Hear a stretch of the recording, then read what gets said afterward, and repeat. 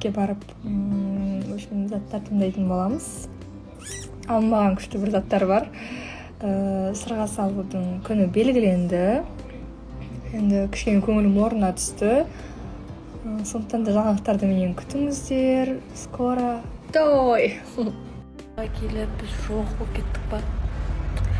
Жара болду. Карайсыздар беттин бою эмес. Кеше бизде мүлдем сит болгон жок.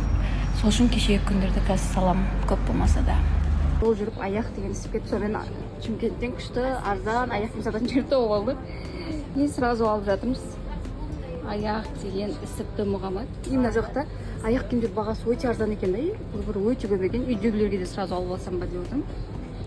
Қазір көрсетем. Аяқ киімдер өте көп екен. Аяқ киімдер 2000 теңгеден басталады. Қазір 2000 теңге ешқандай аяқ киім таппайсың ғой. Қазіргі трендтегі аяқ киімдердің алады. Қараңыздар, көйлектермен кисеңіздер күшті болады. И қазір енді білесіздер ғой, бітіру кешіне каблуктар керек деген сияқты. Бұлар 6000 теңгеден басталады. Менің мына аяқ киімді көбісі сұраған болатын негізінде. Мен бұны бір 20 000 теңгеге алғам. Мына жақта өте арзан екен бағалар.